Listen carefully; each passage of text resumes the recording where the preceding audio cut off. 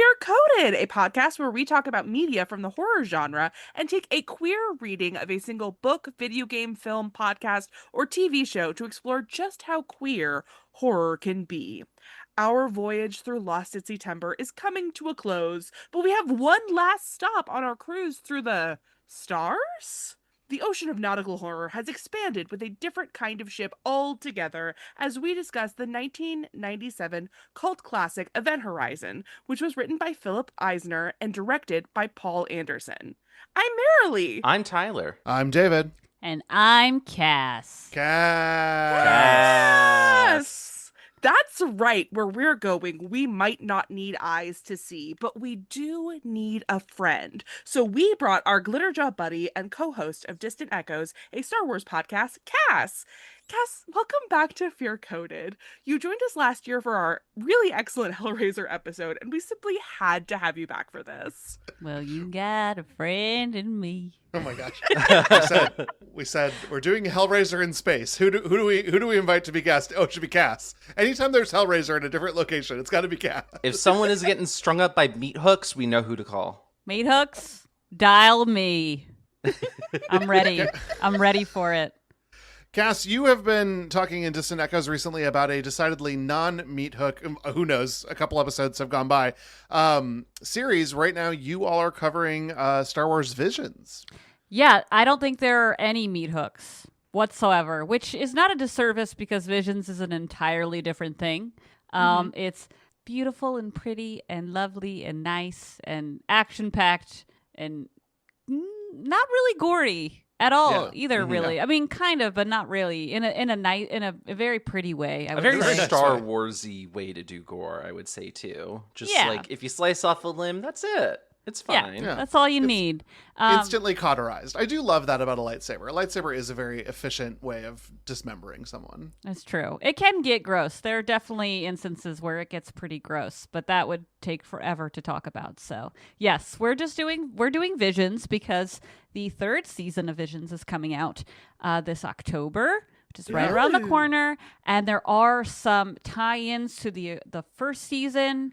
Not all of the episodes are getting like direct sequels or prequels, but a lot of the minisodes that are in that first season are going to be, those studios are going to be returning.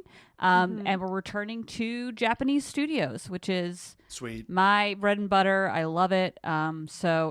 I just finished recording an episode with Tommy like an hour ago, and I'm constantly in awe of everything that these groups are doing because their animation is just so amazing.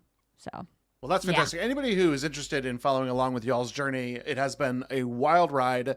It encouraged me to pick up the Vision series. So I'm not watching along with you all. It's I'm sort of in the same place I am with some other Glitterjaw shows where I kind of wait to see if my friends really like it, then I will go and check it out. Because spoilers don't really mess with me. It doesn't really bother me. And you all had so much enthusiasm that it made me want to go and check it out. And it's been a good time. Yay. Good. I love it. I forgot how much I really enjoyed it. Because I forget everything very quickly because I have a bad memory. But when I go back through it, I remembered now that I loved it. So yeah, that's good. That's good. Yeah. We love that.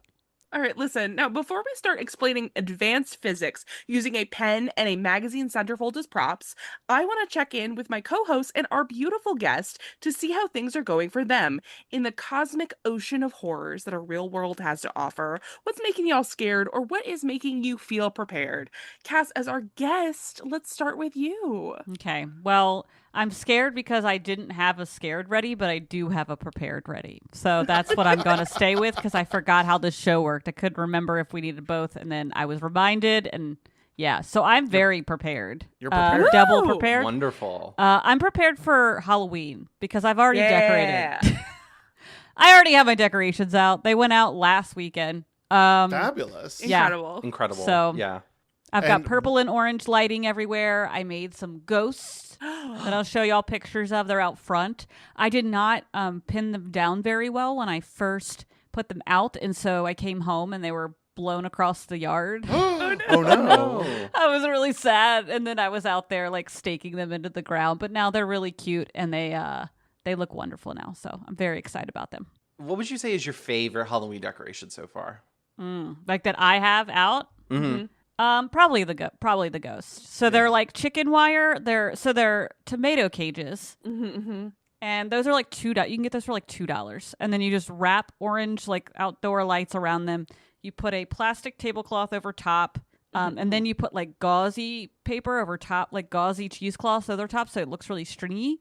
And then we have huge pine trees in our front yard. And I never know. I always want to decorate them because like otherwise I'm just decorating my front porch and it's very small. So I'm like, I got to do something with the trees. But I'm like, in my head, I'm like, I want to climb the trees and hang things from them. But that like I'm going to die doing that. This year I just like made little ghosts that are like peeking out from behind the trees and are like just in the yard. And they're really cute. Yeah. That's adorable. I'm obsessed with that. I'll send y'all a picture.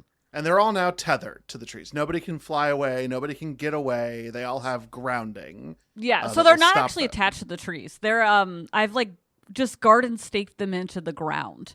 Okay, that's fine. So yeah, they're not going anywhere. They're not even floating, which is sad because they're not ghosts. But I mean, because they are ghosts, so it's sad that they're not floating. But I think it's kind of funny that they're like tiptoeing around the yard. Yeah. That's really fun. And you're double prepared actually because you also are wearing a 6 X-Files t-shirt. Oh, thank you. Yeah, Yes, I yeah. am. Yeah. We are And big it's in fans of the Japanese. X-Files here. Well, sure. I mean, it was very popular there. I've just got to practice Japanese everywhere I go and every manifestation of it possible. So That is wonderful. I love thanks. that. Mm-hmm. I joined Cass in the prepared space today.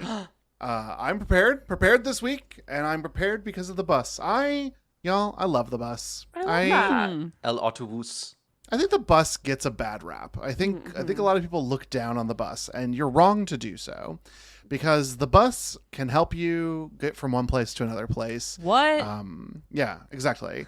It is easy. It moves many people.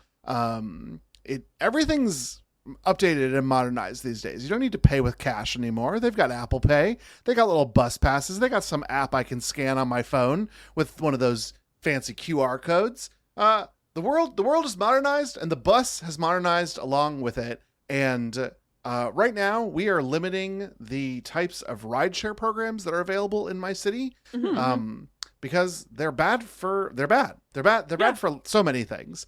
And instead, our Ayuntamiento, the city government, has said you should just take the bus. And there was some blowback to that. Then there was blowback to the blowback, and now there are like handmade ads that were like, "Go buses, go!" Aww. And I'm with this part of my community. I say go bus. That being said, I tried to take the bus someplace today, and I forgot to flag it down because I'm used to American buses where they're so surprised that anyone is even waiting at a bus stop that they stop for you. And here you have to remind the driver that you need that bus. And I forgot about that. And so I missed the bus. But it did not make me scared because that was my problem. I still love the bus. The bus brings me joy. Were you I love scared that. because you went to a location you were unfamiliar with? I did have the last paella of the summer today. So we did get together with friends to go to what I would describe as a very strange place to have found a restaurant. It was sort of under the highway, and strange place for a restaurant, but it was a very good paella, so it was worth it. And the bus did go right by it. So like, if the bus goes by it, how strange can it be? Because the bus took me there. The 95. Amazing. Love the bus. I love the bus. I wish the bus loved me back, but of course I live in America, so that's not going to be. Yeah, in America, the buses hate us. Dude, the buses in Japan, not to be a Japan freak again, but like just coming off the bus thing, their buses are sick. Like they've got the whole tap system down. You actually enter the bus from the back or the side.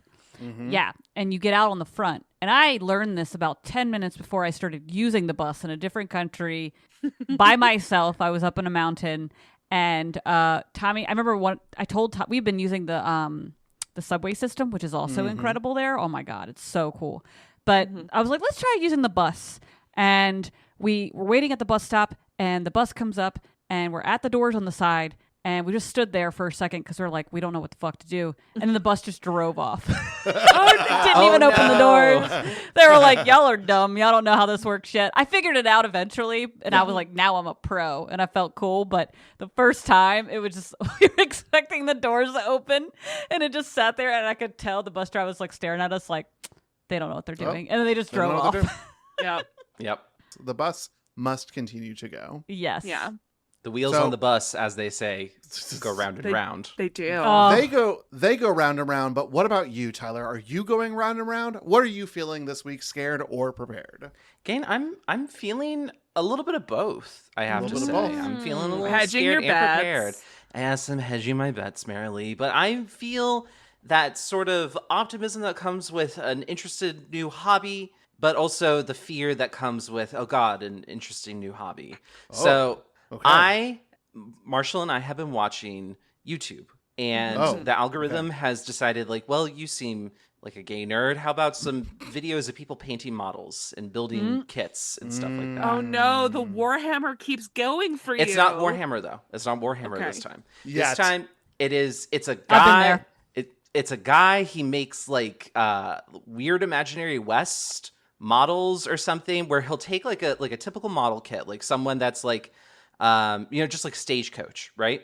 And then he takes the Stagecoach and then adds all sorts of little like mini pieces from other kits and stuff. And he takes it and turns it from a Stagecoach to an armored Stagecoach mech that is fighting off bandits. Whoa. Or like some horrible giant monster, like a snake dragon or like a big armadillo or something. But I'm just like, damn, that looks cool as hell. Also kind of relaxing. So I'm just like, well, that sounds like something that I would like to do. Especially because Marshall was telling me, like, you seem like you would really enjoy this, and I think it would be a good creative outlet for you. And I'm like, okay, if my partner's pushing me to do it, then I should consider it. But then I'm just thinking like, but I'm such a perfectionist. I don't want to fuck up, especially when those things cost money. Like, I already feel bad if I cook something and it turns out bad because I'm just like, oh, well, I just wasted that money on ingredients. What if I'm buying like actual fucking kits and paint and stuff, and I'm investing in a monetarily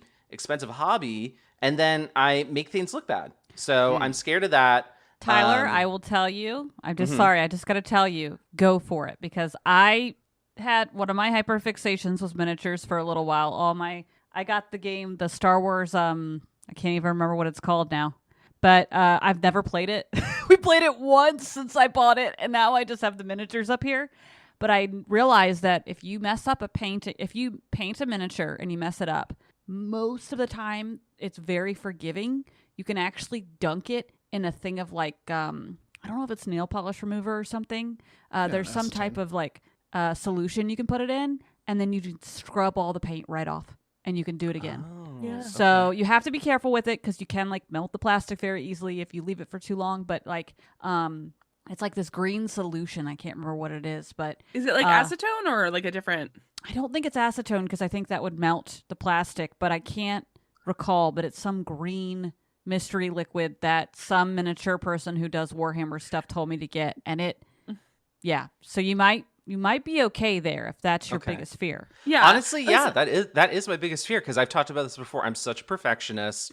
I don't super like getting into new hobbies that are outside of my like area of expertise. Like I feel fine with writing, because writing is something that I know I'm good at, but it's when it comes to like things that I have to do with my hands that aren't just like putting together Lego bricks, that's when I freak out. So Cass, it's honestly like very reassuring and makes me feel more confident. So I am changing. I'm beginning to adjust my answer from being both to now it's more prepared. Yeah. Okay, and listen, Tyler, again, I have to stress that my brother does Warhammer stuff, and like he has a really hard time painting the models. But here's the thing.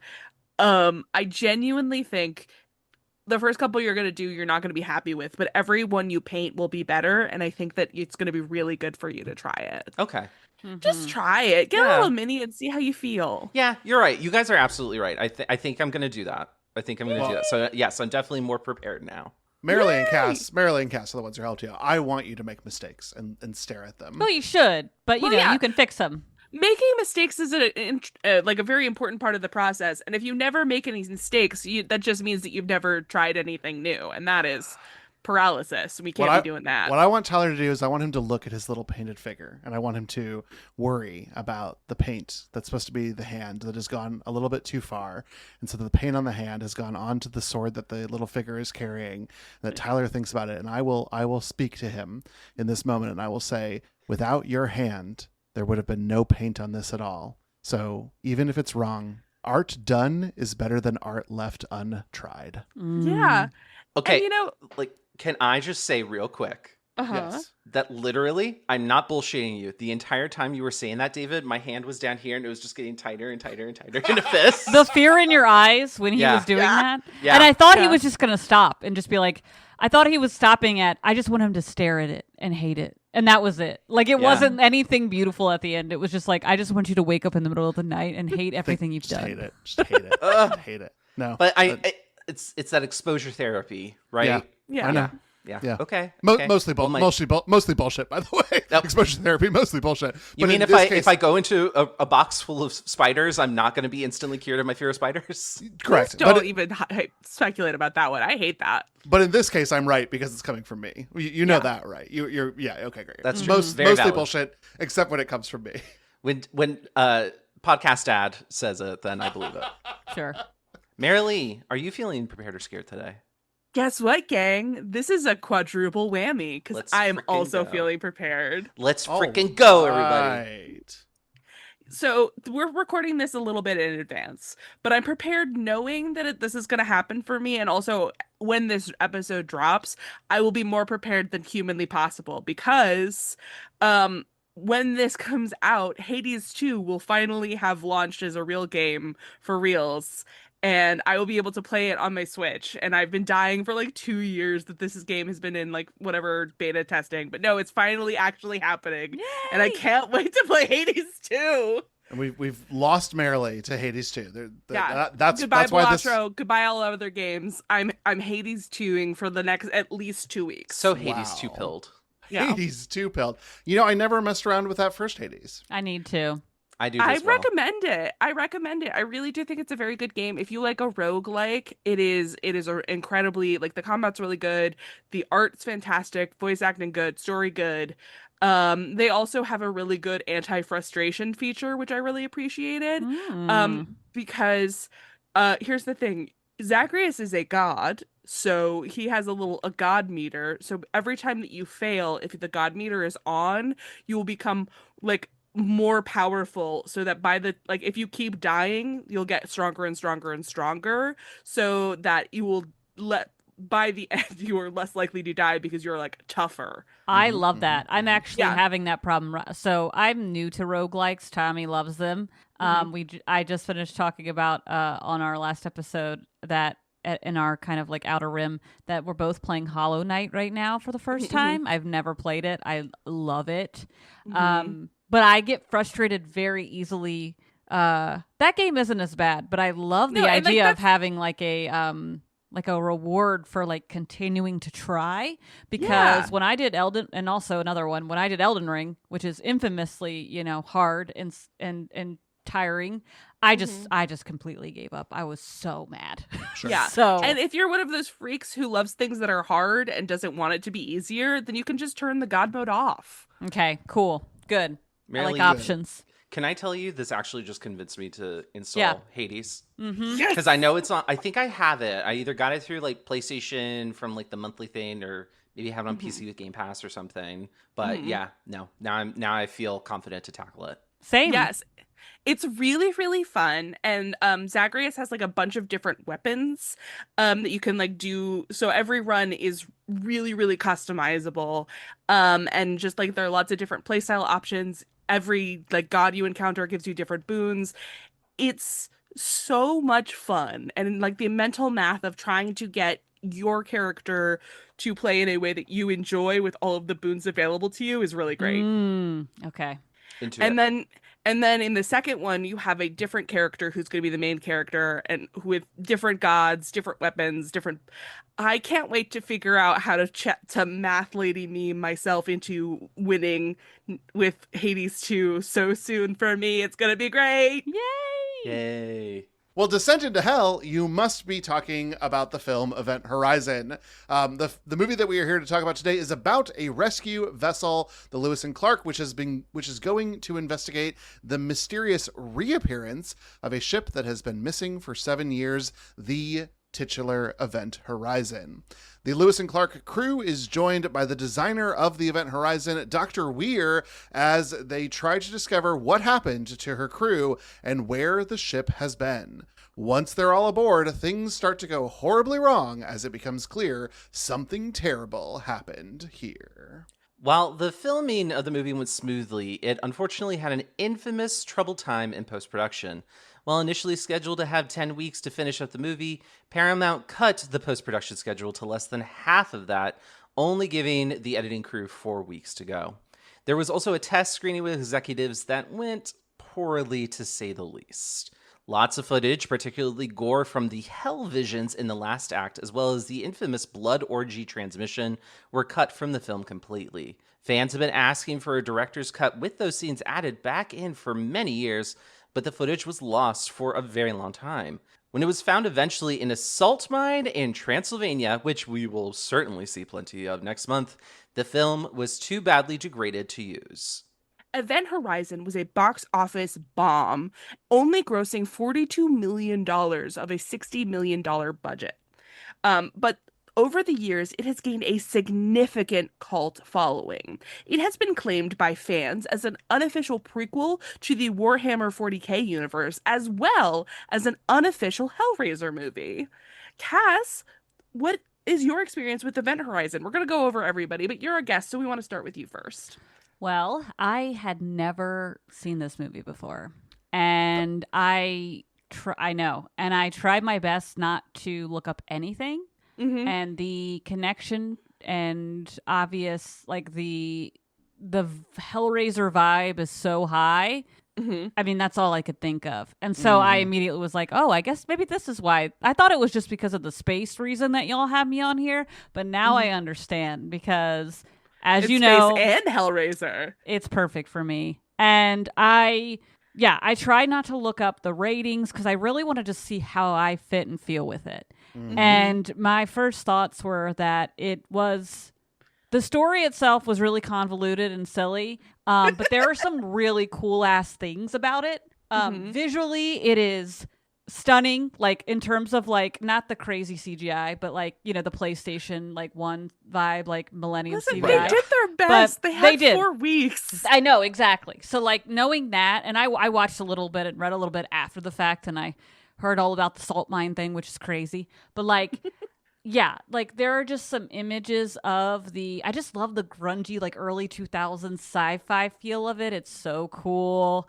And yeah, I had a lot of fun with it. There's a lot that could have been changed. There's actually a fan edit that has been lost to time that I want to see, that apparently pared down the movie and mixed in other parts that like actually make it even more like Hellraiser in that masterpiece feeling of it. Because Hellraiser is a cult classic, but it's still also a good movie.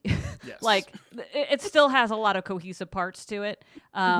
Whereas this like doesn't in the same ways. You know what I mean? So I don't know. Harsh. I liked the whole thing. I thought it was great. But again, I'm famously the one on this podcast with questionable taste. So That's fair. I mean, that's fair. David, what do you think about this movie? What's funny is I genuinely can't remember when I first saw this movie. I feel like it had to have been in college. I think we might have rented it as a group from the video store and put it on because we were like, ooh, space. And then it turns the corner into horror really significantly. But I couldn't remember my first viewing of it. I have watched Event Horizon half dozen times, not for pod. I just think it's a fun little film. It's a weird space movie. The scares are scary.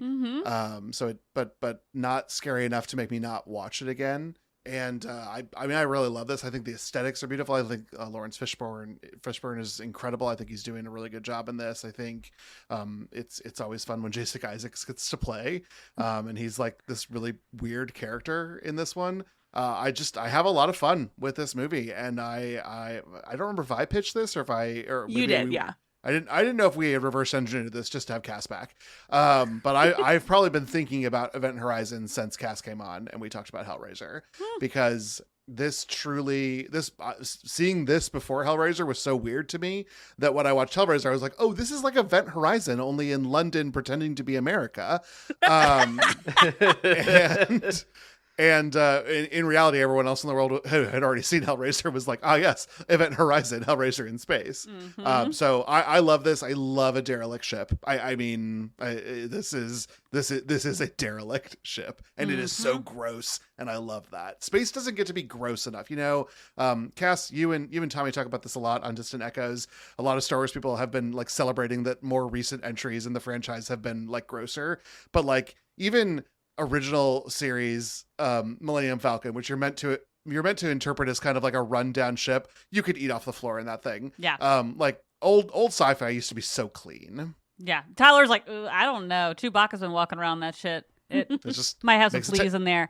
makes it the taste better. immediate, like, image, I know we're gonna get into more of this, but it's like space grunge is how I would classify it. It actually reminds me of the original Fallout games. Yeah. That okay. style and that CGI too of like, I don't know. Yeah. I love it. I love that flavor of stuff, and we don't get enough of that.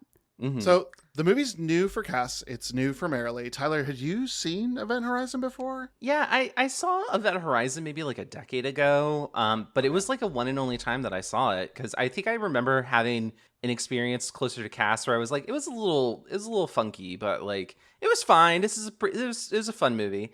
I watched it again for the pod. I actually liked it like way more this time. I messaged Marilee about it after the movie, and I was just like, okay, this movie actually rips. I think the third act is kind of clumsy. I think the climax, and like as iconic as some of the scenes in the ending are, I think the ending as a whole is a little bleh. But I think like the suspense and like the gothic nature of like the first 2/3 of the movie are awesome. And I think it also works well pairing it kind of with our other nautical themed movies, because we've been talking about like the eeriness that comes with the sea, that it's mysterious and it's kind of mythical, and this is actually like the case of sci-fi and like things that we know very concretely about how the world works going up against things that are totally against nature. And I think that's a really fun combination that we see a lot in our nautical movies, especially the ones that we did this month with Ghost Ship and The Lighthouse. So really excited to talk about this. I think we're going to have like some really interesting discussions. Yeah, let's shout out David for a second here, because David basically came with this theme all wrapped up and all of the picks for this month ready to go.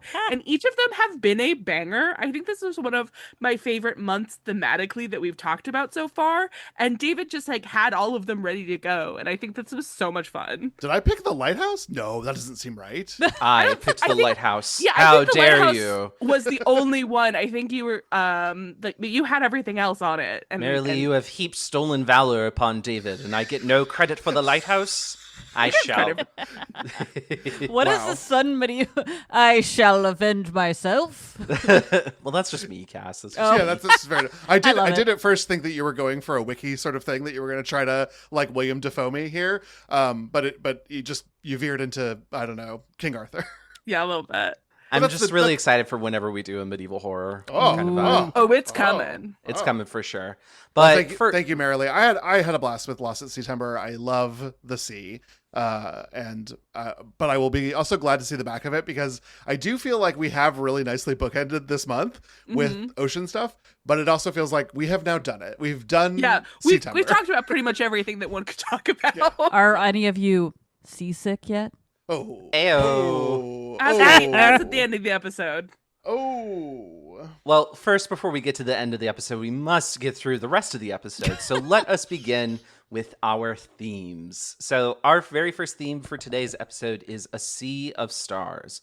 While space travel in real life isn't nearly as advanced as it is in the world of fiction, our way of understanding it and our language around it is very similar to how we talk about travel through our oceans. We have captains, lieutenants, lots of naval tropes and terminology that's common in space, especially in space fiction. So is it any wonder that our fiction would feature such similar tropes? Between the abandoned ship, slowly losing your mind in a remote location, and the natural world around our characters being horrendously dangerous, let alone the supernatural world, we have felt like this sci-fi horror was right at home here in Lost at Sea Timber. Yeah, I think one of the big things about this is that the horror that's sort of unleashed here on the event horizon, for all intents and purposes, could just be a kraken or a what do we call the crab rider? It's really crazy that you just said that. I don't know if maybe you guys are about to get to this, but the original idea was to have a Lovecraftian beast in space.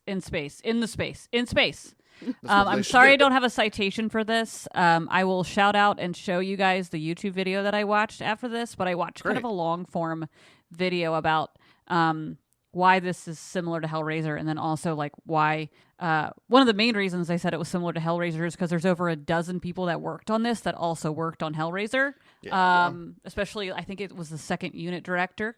But I don't remember if it was in because I think there was a book before the movie, right? Or something, or maybe not. No, but maybe in the original script, they had stuck to thinking about it being a Lovecraftian beast. So it's really crazy that you just said that. That's so cool. Yeah. It makes sense because that's how we write about the sea. It's not just, it is here be monsters. I mean, we have talked about this all month long. Like that is sort of the joy of nautical horror. And it's using that, but it's just using the sci-fi version of it, which I think is a lot of fun. Yeah, and that also includes the idea of trespassing in a place that is unknown to us. Yeah. So like with Ghost Ship, we've gone to the titular Ghost Ship and all of the spirits that haunt that thing. The Obra Dinn, we're playing with kind of metaphorical ghosts because we're watching the deaths of these people who had also trespassed in some way. And then of course we have the lighthouse that has a lot of trespassing against this mystery of nature, something that is much bigger than the characters and is pissed off. And that is all present in this movie. Like this movie is actually like a really good summation of what we talked about and why like the nauticalness of it all, even though we're in space and as far away from water as you could possibly get, it still feels very much at home in what we've discussed so far. Also, like major credit to Lawrence Fishburne for helping to really kind of get that across because he is our captain in this film. He is Captain Miller, and he acts very much like a maritime naval captain would. So like the captain, so he calls everyone Mister regardless of gender. That's something that we see a lot in like tropes like Master and Commander, for instance. It just things that feel very much at home with what you would expect to see in the sea. And it works. It makes it also work really well too, because he is so like he's very stoic and he's very serious. And he's very professional, just as you would expect from a sea captain. Kind of like Captain Kirk-esque in that way, I guess. Yeah. He's not fucking every alien that moves, but that is neither here nor there. When he starts to freak out, I mean, the tension really ratchets up because that means like, okay, if the captain is pissed or if the captain is scared, we all need to be scared. Yeah. Absolutely. One of the things I love about Fishburne's stoicism, as that sold me that he was the captain, is that he's deeply serious while sitting in the goofiest ass science fiction chair in the world. What utility does this give to the crew of the Lewis and Clark? No one is to say. It's like a baby bouncer. It's like one of those. Oh my god! Like... It is a baby bouncer. He's gonna be like boink boink. Like baby's got to bounce. I loved bouncing in a bouncer when I was a baby. I loved that shit. I think they're mostly recalled now. Like you're not really supposed to use them, which is another thing from our childhood. I feel like the '90s babies, like, yeah, we don't do that anymore with our kids. But like, damn, it was fun. Yeah, it was so fun, and it's a wonder I'm alive. It's gonna suck when we need people prepared to go to space and they're not able to sit in the bouncy chair. Hey, we know they never grew up with the right things. You're totally right. Can I drop some Tyler lore for you real quick before our next? By all means, let's go. Okay. When I was a little baby and I was bouncing in that thing, apparently the thing that made me bounce the most was whenever If I Could Turn Back Time played on MTV. Wow. With another Lost at Sea Timber, she's on a naval battleship. Amazing. In that music video. So it all works together. But apparently that always made me so excited. And then my mother had the audacity to be surprised when I came out. Yeah, Exactly. I was about to say, Tyler, that really we're not quite ready for the is it queer segment of the preamble. Yeah, we got So if you some can themes to get through stick first. to the themes. Damn. Stick to the themes. Just I say was it just so again. excited. I'll say it again. Thank you. Well, our next theme, which is brand new and something I have not said again, is ghost ships. So, while superficially being nothing alike, the Antonio Grazza and the Event Horizon actually have a lot in common. So, they're both beautifully designed ships whose crews killed each other while under demonic influences and were left adrift, haunted by that experience. But while the Grazza had literal ghosts of her former inhabitants, the Horizon is a different kind of beast altogether. A ghost in the machine, alive in her own right and hungry for blood and company. Yeah, I will take the compliment that Marilee offered earlier at this point in time. I don't think that I was quite as cognitive of how well these would line up, but these are literally perfect bookends for the month, because this is the Antonio Grazza, which I do miss saying that, even though we had mixed feelings on the film. It was fun to speak Italian. I like. Could the Event Horizon have used a sexy lady holding a gun? Yes, all films could. Duh. But otherwise, this was such a good time to compare it to like Ferryman's little antics at the beginning of the month, and here at the end to be like, oh well, Sam Neill is just a much better version of that character here at the end of the movie. Yeah, pretty much. Absolutely. And just, when I was talking with my brother about this film, he said that this was a haunted house movie in space, and I simply can't dispute that. That is No, actually also what the YouTube video that I keep referencing, that I hope is not problematic, but it was called, okay, I found the channel. It's called All Sewn Up. He does different horror. Maybe you guys have seen him. I don't know. But there was a quote from one of either the writer or the director, one of the Pauls, that said, like, it is a haunted house in space. And it also serves that because we're in the atmosphere of Neptune, so there's like storms and things, which is something we don't get to see as much in space. It's a dark and stormy night. Yeah, like it really, the whole environment like lends itself to that. It's really cool. Yeah. Totally. And I love a hostile architecture, and a sentient ship is so delicious to me. Mhm. Oh, for sure. So, like, one of the things I love about this movie is that it clearly owes a lot to Alien, Ridley Scott's Your favorite Alien. movie. Yes. My favorite movie. So, of course, I'm going to try and bring it up every time I can. But I think this is legit here because it really does feel, until we get to the Event Horizon, that we're retreading some ground that was worn with Alien and Aliens. And like, I'm okay with that in this instance. I'm okay with that, not just because it's my favorite movie, but also because I think it does work to help create this world feel kind of like lived in. We get a sense that there are much bigger forces at play, like maybe politically or scientifically, that are not within the scope of what the movie is trying to tell us, but it goes a long way to making the movie feel a lot more lived in and real. So I really like that, and that's something I think was borrowed from Ridley Scott and James Cameron. But I think when we actually get to the Event Horizon, it shifts so directly into like gothic horror. And I think that works really well. Part of that is because of the set, which feels like we've gone into a gothic haunted castle. The part of an interview that I read with Paul Anderson was he was talking about how they took 3D scans of the Notre Dame Cathedral and reconstructed the cathedral into the Event Horizon. Ooh, So cool. like there are parts of the movie that the set built are actually just reconstructions of Notre Dame Cathedral, which I thought that was really fascinating, and it works really well. That also actually dovetails nicely into the 40K reference that Marilee made earlier. So it's kind of like a popular fan theory or fan canon, whatever, that this movie is a very distant prequel to the Warhammer 40K universe, because this idea that, the only way to do faster than light travel is to go into another dimension full of horrors and nightmare fuel that makes your ship into something kind of sentient and haunted, drives people insane, makes them have blood orgies and stuff.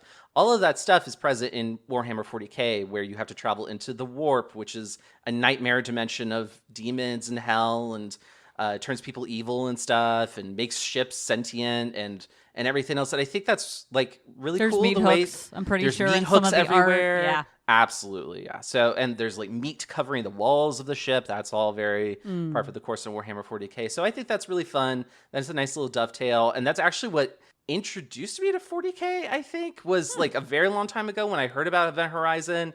I was already kind of sort of casually interested in 40K, so I was like, okay, I'll watch this movie. So yeah, that was fun. That's a neat little detail, but yeah, it's a great movie. Wow. So our third and final theme would be we all go a little mad sometimes. Shout out to Norman Bates. In the first act of our film, Weir serves as our protagonist, our point of view character who could explain what's going on and is an outsider to the rescue crew around him. But as the movie goes on and the horizon tempts and torments Weir into becoming the villain, Miller takes the reins as our protagonist, trying to make sure everyone survives. I love this because I do think that in 1997, you look at Sam Neill and you make some assumptions about who he is as a character. And a lot of films do this. Where they'll make like Bruce Willis the bad guy. Great choice, because Bruce Willis we know is a good guy. And I love anytime somebody chooses to play with audience expectations a little bit about that. I think it makes the film have a little bit more of a shelf life for delivering that twistiness. But I don't think it stops Event Horizon from being good. And I think Fishburne is so fucking good that like you can't deny that Miller is the king, you know. Yeah, no, like Fishburne, incredible. And we're going to say a lot of really great things about what Miller does and is doing with the crew and all of that stuff. But I do think that the shelf life argument doesn't really work as well here necessarily, if only because even if you look at Sam Neill's like filmography, he does actually end up playing villains more often than heroes. However, the single biggest imprint that he has left on filmography is of course from Jurassic Park. And so we still see him, and like even if you know all of that, Sam Neill is so immediately trustworthy to us. Yes. In a way that has not changed like it has for a lot of other people who have that kind of shelf life, in my opinion. Yeah, Well, and Paul Anderson. Oh, I'm so sorry, Cass. You go ahead. No, you're totally okay. I was just gonna say, I think that's kind of what David was saying, was that like we don't expect Sam Neill to be the bad guy because we just love him so much. Like he's our little Jurassic Park scientist. Like Yeah. And he's also, by the way, a great follow on social media. He's genuinely a lovely human being who's just bopping around Australia with his chickens. Thank God. Sam Neill, what a hero. Come on the podcast anytime. please, Sam Neill, if you come on the podcast, I promise I will try really hard not to cry because you were basically my father figure when I really needed one. And Sam Neill, I promise I will only ask you about the Hunt for Red October. Sam Neill, I will request that you dress up like your character Alan Grant from 1993's Jurassic Park. Well, he is shirtless in the Hunt for Red October, so I think you're making the wrong choice, Tyler. He was shirtless in this movie too, David. Oh, his little fake diggling was hanging out. my That God. obviously wasn't him. Well, was. It was? Yeah, Yeah, he was he's naked butt-ass at the naked at the climax. very He was end. naked. He was naked. Naked at the He was- climax. Oh no, I totally missed that. But there was It's because he's such a father figure in my brain. I had to automatically censor it. It was Sure. it's like that Yeah. censor eyeball thingy from that one episode of Black Mirror with John Hamm. Well, speaking of really timely horror references, David, do you want to take us away? Yes, to I do. horror, I would horror love. town? I would love to use Take the us to transition Horror that you Town. just delivered to me on a silver platter. Of course, any media that we consider here on the podcast, we ask one of two questions to.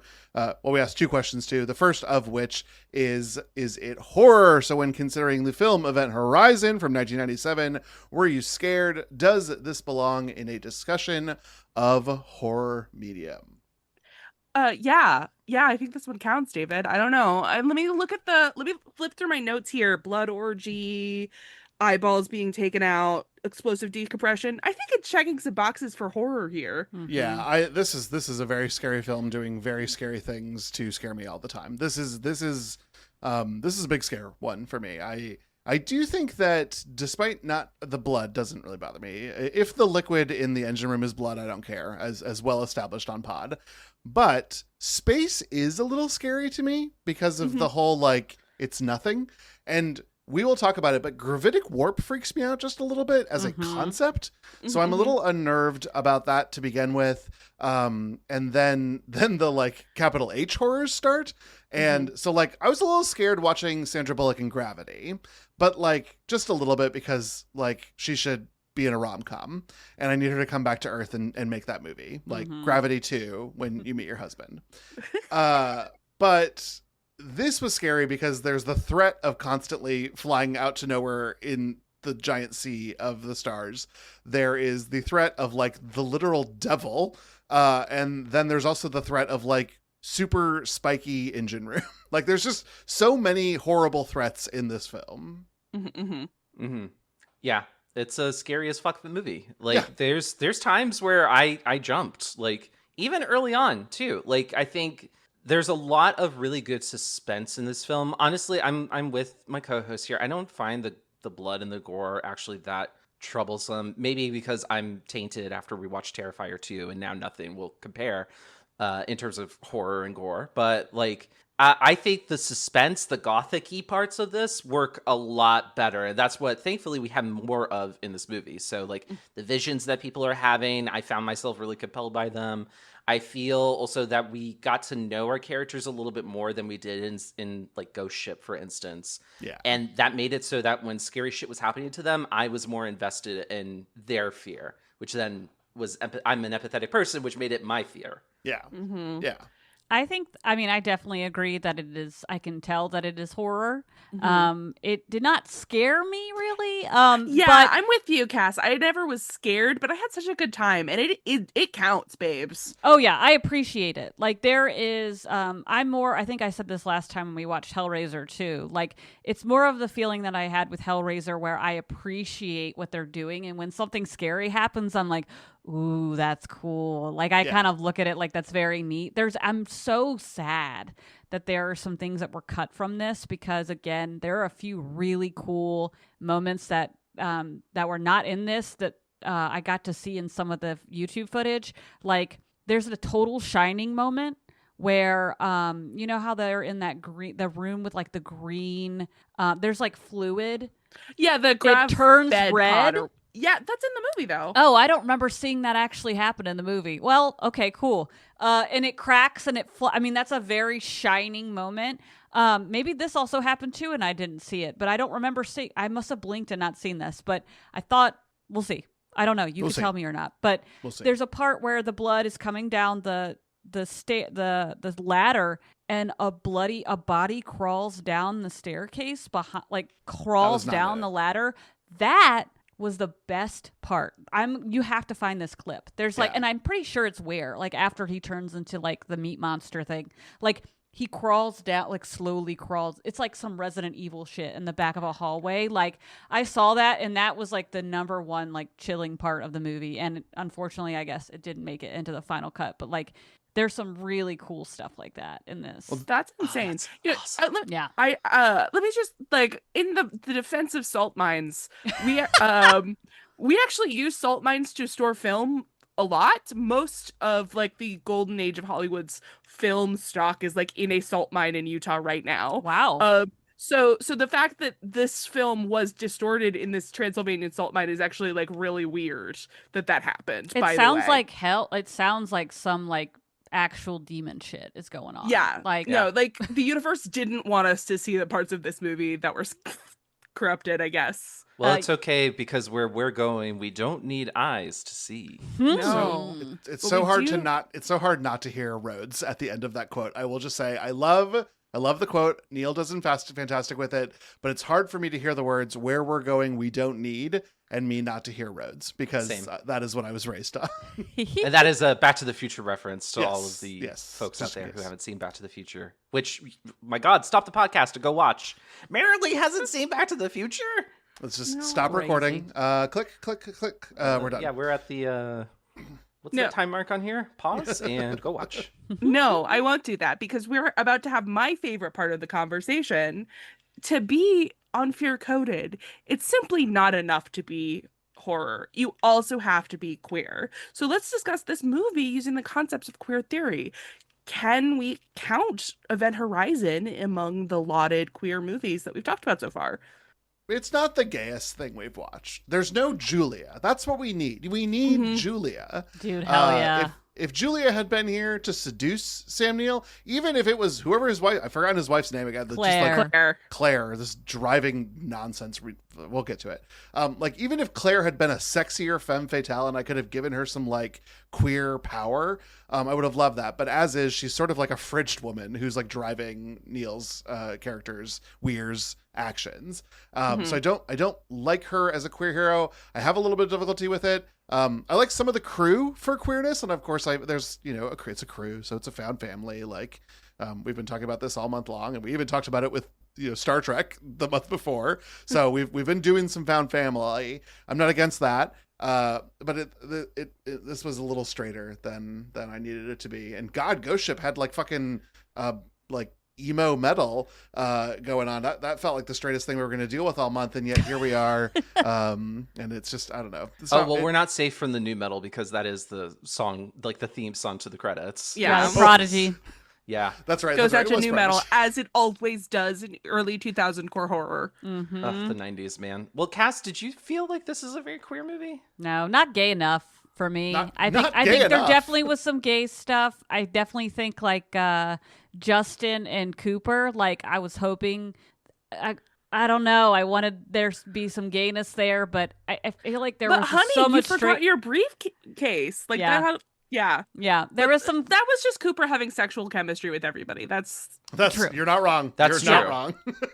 Yes, and I think maybe I was just gonna say I this- think the Claire thing too, like the fact that it was so straight. His love for Claire was so straight. Like there was this weird, creepy like altar that he had of his wife with all those pictures. That just freaked me the fuck out. I was like, I get that you miss your wife, but like you have an altar of her with like hundreds of pictures on it. Like, yeah, we're gonna talk about it. You and me, we're gonna talk about it. Though, who was the first mate? Which was I get all these names. Stark. Stark. I like Stark a little bit as a queer hero. Yeah. You're a badass woman working a ship. She has a ponytail and a hat on at the same time. Yeah, Yes. that's pretty queer. We own that. We own that. That's ours. That's true. So I do like Stark, and I like that she's a soul survivor. Well, it's not a soul survivor, but she is our final girl. She's a final girl. So there's some queerness there, and I didn't even connect that until now because I was so obsessed with Weir and Lawrence Fishburne. Honestly, though, one of the faults I would give to the movie is that we didn't have enough development for Stark. There's a segment near the end of the second act, like started Act 3, where I'm just like, where the hell is she? She's disappeared for about 20 minutes. Yeah, well, they had to damsel her, so we never really get a look into her interiority. We never see her experience a vision, because Which is unfortunate because she probably would be like her closest like Yeah. analog to something queer, because not only is she like, she's not really sexualized, she's not in a romantic relationship with anybody, no one really flirts with her in a way Besides that's different. Cooper. Cooper flirts with everybody, so I'm Yeah. saying no one really flirts with her differently in a way that would make her feel special. I I will like say that it is nice that there's no like Juliana Margulies line from Ghost Ship where it's like, you're probably wondering why I'm with a bunch of dudes instead of being a wife at home with kids, right? Like there's nothing quite that clumsy. Stark, no, especially because we do have Peters, who is like the mom coded. Like she gets called Mama Bear. She's got like her horror trauma is all about like her son and like leaving her son and all of that other stuff. We have like Peters to one side and then the Stark to another, and the two of them are treated very differently by the narrative. Yeah. Mm-hmm. However, Justin is nicknamed Baby Bear throughout the movie, and a bear in queer, definitely gay. Wolf, check him out on Growler. He's a little. He would be a little cub. He would, cub at best. Cub at best. And Cub at best, probably a and twunk closer. Late 90s, I bet he's shaving his chest. He's more of like a koala. His ears are huge. Oh yeah. He's got some big ears. Like, Yeah. Bless his Grab heart. on each side. He could have flown back to the ship with those. Oh my god. Wow. I say that with all the love in my heart for people with big ears because I'm one of them. We're all wearing headphones. None of us can judge each other's ears right now. It's impossible. They're huge, Tyler. Tyler took off his headphones. A cardinal sin during a recording. sprung out. Mm-hmm. They sprung out, really. It was that, actually. I was trying to hold my headphones in place, and my ears were like, someone's talking about me. Wow. Wow. Before we go on, I do just want to say, like, normally I would be very trying to argue that the ship was was a queer hero, not queer hero, but like at least a queer character, Yeah. because it is a sentient, like ship that you could say is like you could ascribe queerness to it. However, I'm saying she's way too heterosexual to like deal with that stuff, so she doesn't get to count. I don't know. The Event Horizon has a large shaft that is ready to explode at any moment. That is true. And all about the blood orgies. Yeah. Listen, Which we'll really, get that's into kind her. of like Pan. Yeah. Like, but like also Oh, like the super god. sex positive, but also the blood orgies involve murder. So Yeah. it's a little confusing. Well, David, please. We Please. must go to the Event Horizon. Let us dive deep into She's the beat by waiting beat for us. for Event Horizon.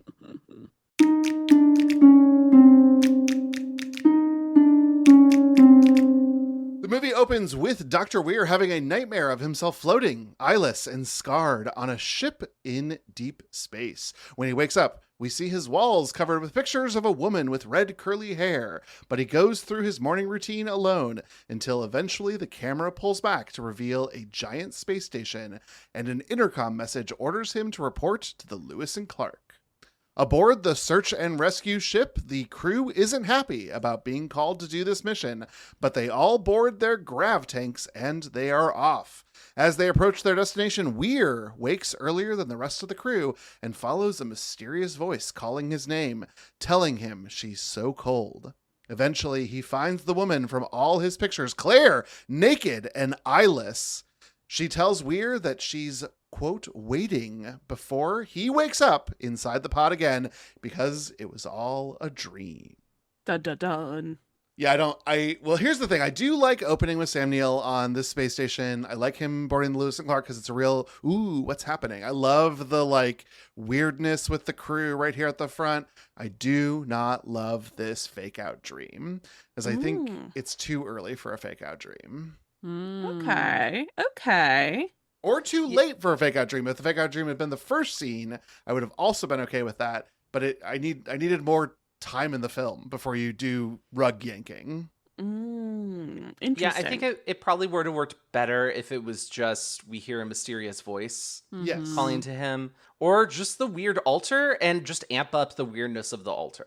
Sure. Like we already called out, it's a weird fucking altar. This like Sam Neill obviously giving us like kind of off vibes immediately, but I think like I'm not opposed to the idea of Claire being this kind of metaphorical and then literal spirit that's haunting Weir. I'm actually really not opposed to that idea, but I think the execution is flawed, and Paul Anderson admitted that himself.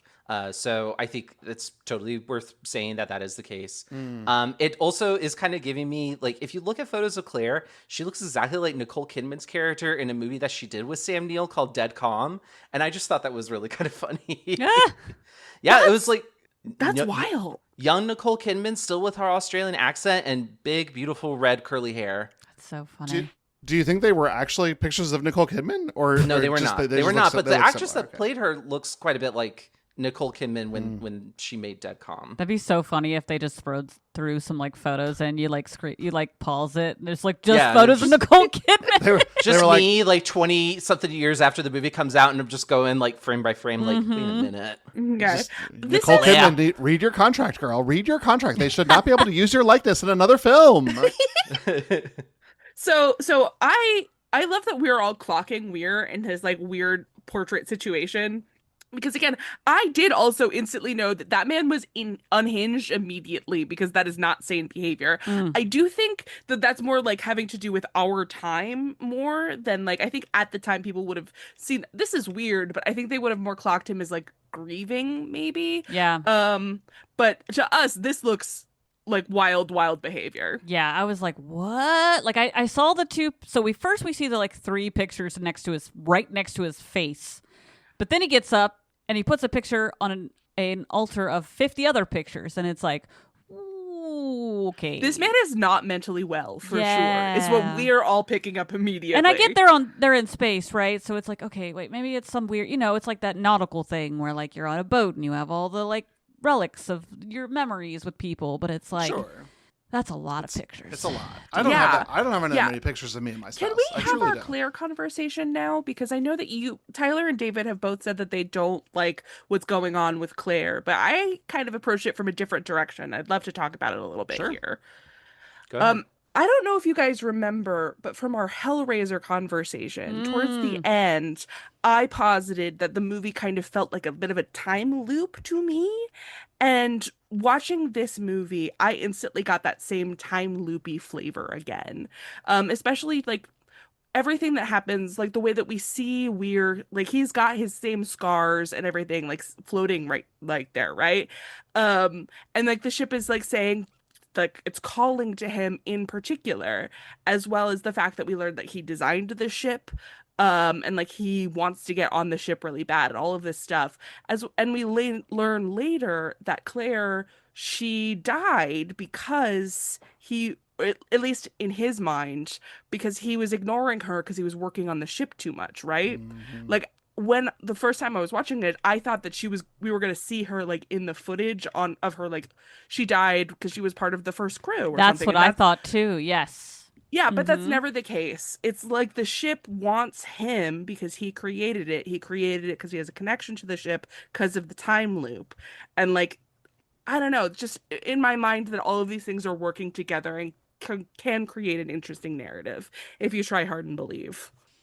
I totally did not get what pick you're up on any of saying. that. Like it's kind of confusing, but at the same time I think it lends itself to the fact that like there was so much cut out of this movie and like some of that plot wasn't explored or able to be explored in a creative way, that it just kind of like there really is no reason for it to be Claire other than like her whole situation. Like yeah, it seemed like there was some missing puzzle pieces that could have been very juicy and cool. And I actually think that fan edit explores some of that too. I really wish I could find it, or it's got to be out there somewhere. There's a few things I'll add in while we're going through it that I remember seeing in the quick clips that were in the fan edit, just like adding more like intention in the way that Hellraiser does to like the reasoning behind like people's draw to this hell place and their guilt and their fear. And yeah, that's very interesting. Tyler, how do you feel about these just different enough not to be sued cryopods? Yeah, we are definitely getting into the alienness of it all. We got a little Giger-esque, technology that is at use here with these not cryopods, but instead they're what did we call them? Grav grav pods or pods. something? Grav pods, grav tubes, something like that. So that you could take a nap. I like the while green. while you're traveling from point to point. Yeah, green fluid good. Yeah, I love the green fluid. I think that helps with like the eerie creepiness of it all. But I like these sequences where they're like getting ready to go into the tubes, because we're introduced to the crew. And I think like, no, is it the best way to introduce a bunch of like a relatively large cast? Not really. There's a lot going on. There's a lot of conversation, but I think that helps it all feel kind of naturalistic. Yeah. When everyone's talking to each other, they feel like a real crew. And we talked about there's not much queerness in this movie except for the found family aspect. I think we really start to get that, and it works for me better than in Ghost Ship because we're spending enough time with these people and they all feel different enough, maybe because they're kind of tropey, but like everyone feels like their own kind of person and we start to develop an attachment to each of them. I think the dialogue here really works well to kind of sell that. I think just like we kind of get a sense of who everyone is, their sort of vibe, and that makes it work. Yeah, I agree. I totally agree, Tyler, because I think that where this worked and Ghost Ship didn't is that you didn't have super charisma void vacuum plot mover come in and interrupt the fun cigar smoking time, to the degree that like they're even looking for smokes when they get started here. Like, just if you're going to tell a story where there's a found family and they're all talking over each other, someone has to be smoking tobacco. Smoking's bad for you, but like it is plot important for someone to smoke. And I don't understand why, but it's the magic sauce that works for this. And they do have a conflict driver that they must introduce to move the plot forward. but it's Sam Neill. So like, it's not a charisma void. It is not a vacuum to that. It actually is very additive to it. And I think that's part of why this works so much better, even though this crew is larger than the crew of the, what the fuck was the rescue ship called from Ghost Ship? Arctic Warrior. Oh my God, Marilee, why do you know that? Okay. The Arctic Warrior. This is a much bigger crew than the Arctic Warrior. But I think that this sequence ended up working a lot better. Yeah. Totally agreed. But they are all, another thing that they have in common is they're all hyper competent, which we enjoy and we like seeing them do their job. Mm-hmm. Well, I think that's actually a really great transition point into what we're doing next in their sequence. So the crew gather to find out why they've been brought out to the middle of nowhere by Dr. Weir. Dr. Weir explains that the Event Horizon, a secret prototype for faster-than-light travel that disappeared on its first test run, has reappeared. Dun dun dun. FTL travel, faster-than-light travel, is impossible due to Einstein's law of relativity. Is that Einstein or Newton? Doesn't matter. But Weir explains that the Horizon's experimental gravity drive would open a dimensional gateway where 2 points in space-time are in the same location, and then the ship would pass through a gate going from one place to another by passing through the dimension. They also received a transmission filled with horrible screaming noises and someone speaking Latin. DJ, the ship's doctor, translates it as saying, "Save me." As they approach the horizon, the Lewis and Clark does scans looking for life forms, but can't find anything. Or rather, there is life all over the ship, but no human life signatures. Weir wants to go with the initial boarding crew, but Miller, our captain, refuses. Instead, he, Peters, and Justin go. Let's start by talking about Dr. Exposition Weir telling us the stakes of what is happening in this film. I kind of love this. I love this because it is a version of the concept of gravitic warp, which almost all faster than light travel is based around this idea that because space is nothing, you can essentially fold it and draw a two-dimensional line. And if you can make whatever your object is travel on that two-dimensional line, you can travel anywhere you want to go as long as you can continue to fold the space, which is a concept that like hurts my head a little bit, but it has been around for a very long time. Star Trek uses it. Star Wars' hyperspace is kind of like gravitic warp. A lot of Asimov's stuff around faster than light travel goes into this gravitic warp situation. Even A Wrinkle in Time uses that exact same explanation. And it's because it's all it's all based in physics. It's like physically sound to the point that the US Army Corps of Engineers has studied gravitic warp, and we are theoretically prepared to create some sort of machine that can do this when we get to a technological level where we can actually function and use that sort of knowledge. It's pretty wild. And that U.S. Army Corps of Engineer thing is not new. It's not like yesterday this came out. This has been something that the U.S. Army Corps of Engineers has been working on for a long time. Tyler, the prophets have told us about this. Well, that's what's so funny about this, though. Oh, God, the prophets. The warp drive that David is referring to, I actually wrote a paper about it in college. I had to take a bullshit science and technology class. Sorry, FGCU. That class was seriously bullshit and a waste of my scholarship money. Actually, it wasn't even my scholarship money. It was my fucking student loans. Ooh. This is neither here nor there, though, because, yeah, I love gravitic warp. I love the idea that it works.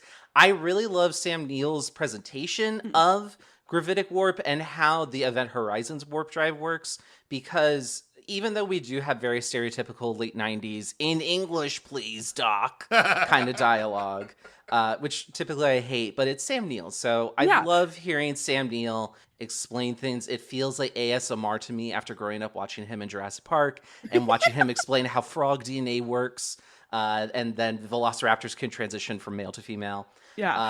Say what you want about Sam Neill. That man can deliver technobabble, and I really appreciate it. And they use the same explanation in Interstellar, like 10 years later. Like, he literally folds the piece of paper in Interstellar and does the same exact thing. You wish it was 10 years later. It was much later. Yeah. I keep doing that.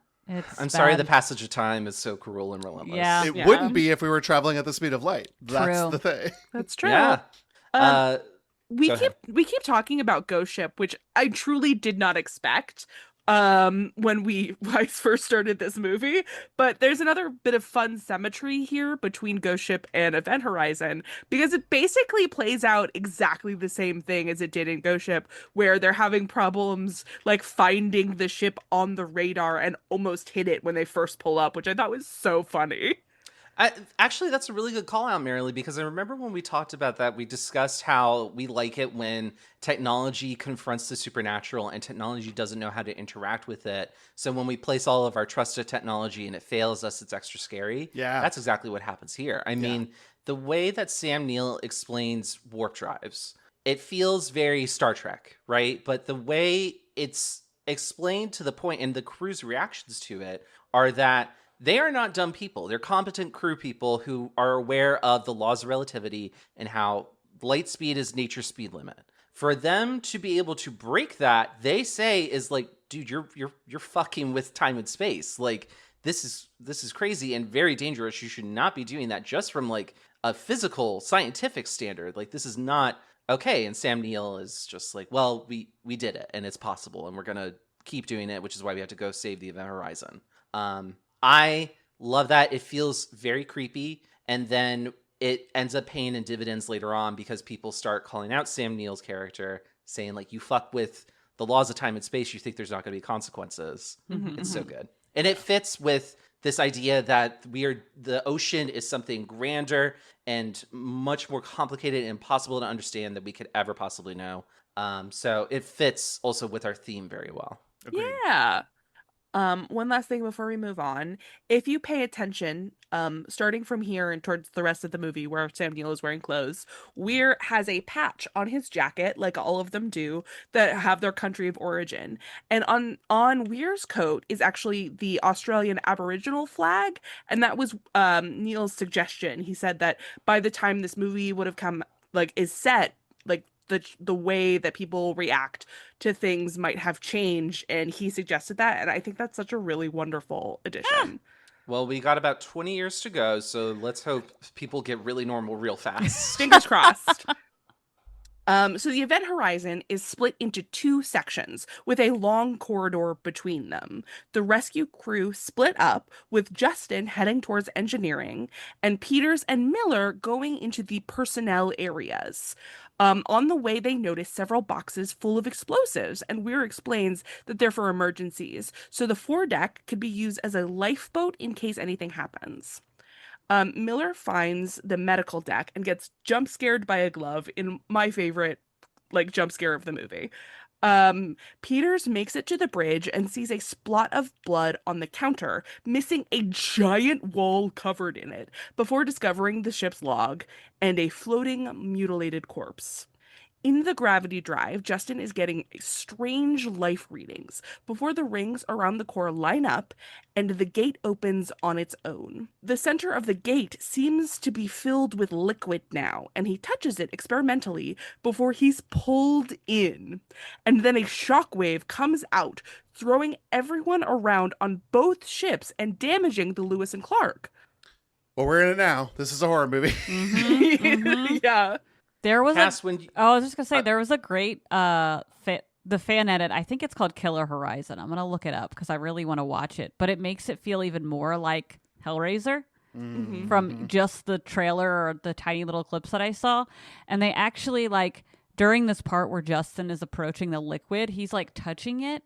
And there's like a woman like moaning, like he hears like it's like this weird sexual, like creepy, like drawl into like. Kind of like that Hellraiser, like the passion and pain are the same. Exactly, like the central, like the pleasures of the universe. Because I'm totally drawn into this being part of the Hellraiser universe at this point. I told you when we watched the last one, like when we watched Hellraiser, that I believe the Cenobites are like they're from a different universe anyway. It's not like our hell, but like just a different galaxy or like a different planet where things are different.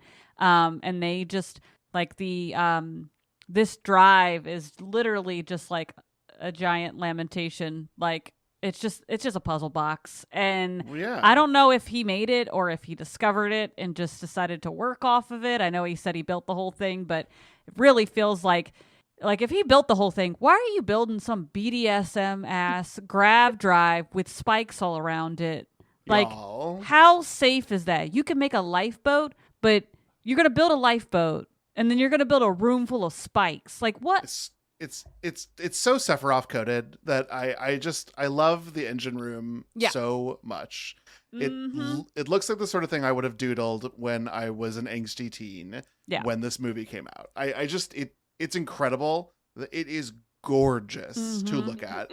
I'm just saying that I think that he already, when you're talking about the Yes. time loop thing, I think he built something, traveled, got some artifacts, and then the Cenobites like helped him create this. Like, this is like this is their way of like getting to us. You know what I mean? Like, something's going on here. Cass, what is the core lining up but the puzzle box opening? Like they feel very, very close together.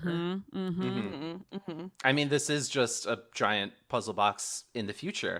It does line up with Asimov's whole, like, I think it's Asimov, in the far future, magic technology are indistinguishable. I butchered that line, but like the sentiment is the same. Like, maybe Weir was receiving like subconscious messages from Hell telling him like, okay, when you build this puzzle box, I mean warp gate, this is the kind of configuration you want to make it. And he's like, well, it's a lot of spikes in it. That's totally not Australian. No, that was incredible. There's a lot of spikes, isn't it, Governor? There's a lot of spikes, governor.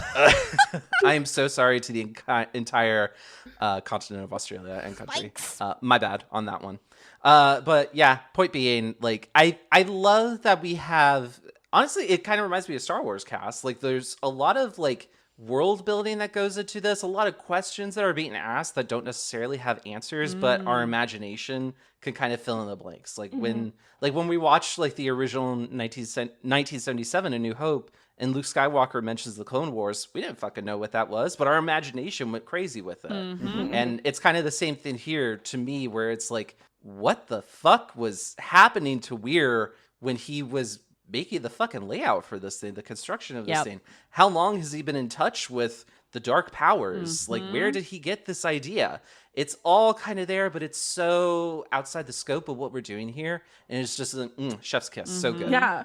No, and you know, like, Weir never sees what everybody else sees when they look at the warp core and be like, yeah, this is insane looking. Like, why is it like this? He looks at it and be like, yeah, perfectly safe. Don't worry about the giant spikes or anything.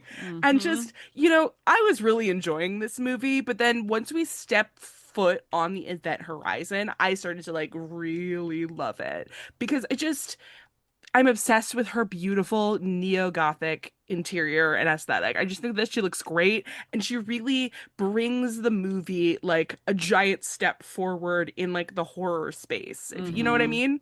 Agreed. Well, Cooper goes to rescue Justin while Weir, Smith, DJ, and Stark abandon the Lewis and Clark for the horizon. Miller wants to know what is going on, and Cooper explains what he saw, but Weir says the gravity drive just doesn't open gateways on its own.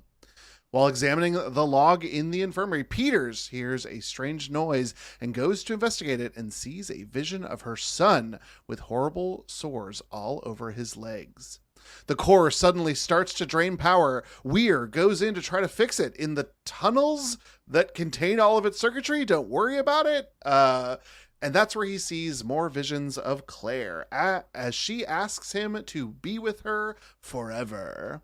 Outside, Miller sees a man on fire crawl out of the water around the core. And at the same time in the infirmary, Justin, who has been unconscious and unresponsive, starts to seize. Stark tells Miller she thinks the ship is alive, that it brought back something from wherever it was, and hallucinations they're all experiencing is connected to that. I love that green chip room. Yeah, like the weird tunnels all around. I think it's great. It's very Matrix, but maybe that's because Lawrence Fishburne is here. But like, it's like like Chip's adventure, like maze of just like green is just so appealing to me. I love it. It was it was very soothing to look at, but then it was also scary as fuck at the same time. It was claustrophobic. Especially the vision, right? Sure. Like, yeah, I guess so.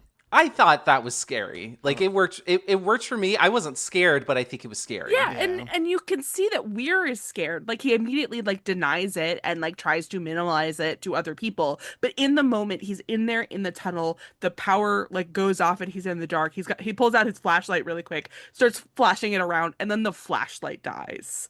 Yeah. And then the lights come on and Claire is right there next to him. And he is scared. And we feel like we like Sam Neill in this moment. We like Weir. We feel his fear. And then he comes out and is like, no, I didn't see anything. I didn't hear anything. Everything's fine. Don't worry about it. Right. Mhm. Right. And at this I was- point, I still don't think that I truly did not suspect him at all for Right. being part of this. Like, I just really thought that he was obsessed with his wife and just focused on, you know, the scientist focused on his baby, his ship, and trying to get things done. Like, this has not turned yet into like me realizing, oh, here, you know, it's been him all along, sort of thing. Right. Right. Right.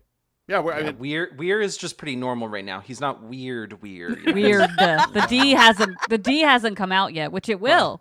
It and, will. and then he'll be weird. the D will come out soon. The Mm-hmm. D will come out soon. Unknown Topman blasted with unknown Seaman. What? What?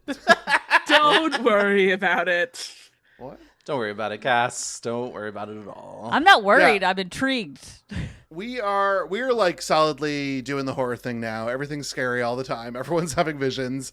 I think the visions could have used maybe like a second pass because like for Miller, it's like highly important to who he is. And for Peters, it's highly important to who she is. And I guess Weir loves his wife. That's the one I just don't care about as much. Which is funny because I loved a wife guy on Ghost Ship. I just don't love Weir being a wife guy for whatever reason. But I think later either we won't know what visions people are seeing, so we don't get the full story, like with Stark. If Stark ever saw anything, we don't know what it is. Or it's just not as important to who they are. And that takes a little wind out of the sails of the importance of these visions. And frankly, it's a problem we had with Ghost Ship too. Mm-hmm. Yeah, I think there could have been more It's- of them. Yeah. Like more visions. Like, More visions. Maybe Yeah. there were more visions, but we just don't Mhm. get them because execs thought this was a spooky Star Trek and were horrified by the blood orgy. Yeah.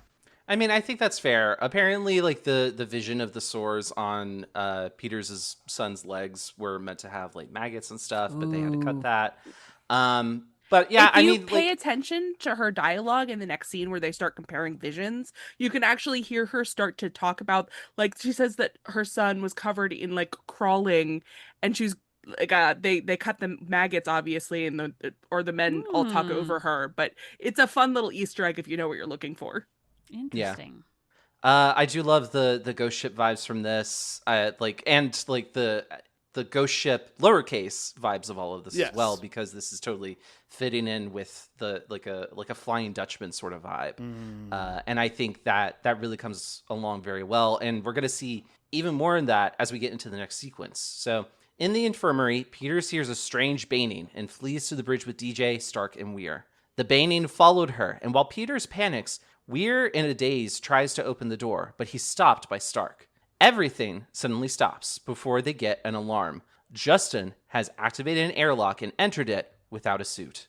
The crew race to get to him in time. Justin calmly explains that he's not going back there before hitting the button to open the outer door, and then he becomes confused, wondering where he is. The airlock starts to open, and Justin screams in excruciating pain from the explosive decompression he begins to experience. As he is launched out into space, Miller, who quickly had chased to get to the airlock door, barrels in and rescues him. The doctors do what they can for Justin and put him in stasis. Meanwhile, while all of this is happening, Weir is haunted by visions of the spinning core. They have 4 hours before they run out of air. Miller confronts Weir about what is going on aboard the Event Horizon. Weir tries to technobabble his way out of it, but Miller isn't buying it and wants to know, where does the gateway the gravity drive creates lead to? Weir admits that he doesn't understand what's happening. I love that he does that, and the way Sam Neill delivers that line, where it's just this quiet, like, reluctance to admit it, but still has to admit it. that he doesn't know what's happening, it's chef's kiss. Because I think in a ghost ship type situation, it would have been like this big explosive moment where it's like, I don't know, okay? Right. But I will give credit to where it's due in this movie. Like, Sam Neill knows how to deliver a dramatic truth bomb, and he totally nails it. So I really like how this is developing. Again, it feels kind of like that gothic horror of it all. If we connect that back to like Frankenstein, for instance, Victor Frankenstein doesn't understand what he has wrought and unleashed. He only knows that it's causing suffering. But, you know, when the things that we create go out of control, that's a classic science horror trope. And it comes along here, and I think it's delivered really, really well.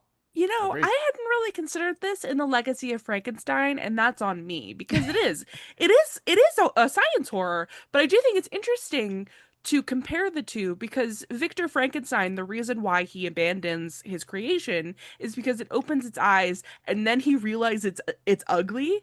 Which is 100% canon true fact. Mm-hmm. But Weir never sees that the event horizon is ugly. It's always beautiful to him. Mm-hmm. And I do think that that's an interesting thing to keep in mind, especially because the movie is telling you that he is losing his mind throughout it, and you know that because it's constantly doing Dutch angles on him, which I thought was very funny. My whole thought in this part is not as smart as y'all's. I was just looking at this being like, one of the scariest things to me about space is that there's no oxygen, and like that was the part that really freaked me out. However, I thought it was interesting that they made a choice for him to suddenly like realize himself and be like, wait, where am I? Because I actually thought it was more interesting that he was I thought he was fine and had just been so terrified by what he saw that he was like, I'm out. Like, I didn't think they needed to have him gain like this sense of, oh no, I'm scared. Like, I fully believed that it was more like terrifying to me that he was just like, no, y'all aren't saving me, I'm going to die. Like, I mean, I get it's kind of interesting because it flips it on its head, and Justin ends up surviving to this point, you know, but and it was terrifying, but like I don't know if it was necessary for him to suddenly be confused and wonder where he was. I thought it would have been just more interesting for them to just have to focus on trying to save him when he was just like, I'm done, because that was the more brutalistic. Yeah. Well, especially idea. since we're going to be exploring Claire's suicide in due time, actually playing with the idea that Justin's exposure to this hell dimension or whatever drove him to want to die by suicide through decompression, no less. Yeah. Would have been a little bit more exciting, but instead what it ends up reading as, or it read to me as, was that he was possessed by whatever he the encountered. darkness in me. And then gained a moment of lucidity to ramp up our horror, which I didn't hate that because I thought the actor did a fine job with what was on the page. But I agree with Cass 100%. I think that exploring Justin as a broken man would have been a little bit more exciting. And you can still have him live, like whatever. But in the end, because he survives, I'm like, oh, did the darkness survive because he was possessed by it? And I shouldn't be asking those questions at the end of this film. Like, the end of this film should be all about Stark. Yeah, no, and the fact that he does survive, but like the thing is, he tries to die specifically by ejecting himself out of the airlock. He was in the med bay where they have all of the drugs and the scalpels and stuff. If he just wanted to complete suicide, there were easier ways. He wanted to get off the fucking ship. Yeah. And I think it would have worked better if he didn't regain lucidity like that. Yeah, because then what would have happened? I mean, that's an interesting point that he could have just killed himself like on the ship in the med bay, but like, who's to say he wouldn't have been reanimated? And you know what I mean? Like, maybe he not that he might have thought that far ahead. He was just like, I need to get out of this place. Right. Because if they are in some type of hell again, who knows? It's like, we haven't talked about it. Maybe I'm sure you guys thought of the similarities to Dead Space, the video game. Like, yes, it's very much. It's very. I haven't either, but it's very much that. It's literally a guy who ends up going on a mining ship to investigate what happened to a crew, and he's haunted literally by the corpses of the crew that's on the ship. So like, it's such a cool idea. To the point that when I told my friends at lunch today that we were covering Event Horizon, they said, "Isn't there a video game about that?" I said, "No, you're thinking of Dead Space." Yeah. Mm-hmm. The aesthetics are very close together. Mm-hmm. Oh, for sure. And there are visions and other supernatural things going on in Dead Space, so the DNA is all there. For sure. Interesting. Well, Miller experiences another vision of the Burning Man and goes to talk to DJ about it. DJ admits he's been studying that emergency transmission and thinks that he made a translation error. It doesn't say save me. It says save yourself from hell. Bit of a whoopsie on that one. Lewis and Clark is about 20 minutes away from being fully repaired when Peters finally finishes decoding the Event Horizon's ship log. In a scene known to the fans as the Blood Orgy, we see the footage of the Event Horizon's crew brutalizing, sodomizing, and eating each other. But the way it's shot and edited means it's difficult for the viewer to see and understand what they're looking at, all while listening to the constant soundtrack of their screaming. We do, however, get a long, lingering look at the Event Horizon's captain offering his eyeballs to the camera and saying that Latin phrase from earlier, save yourself from hell. Miller turns off the log and announces that they're leaving.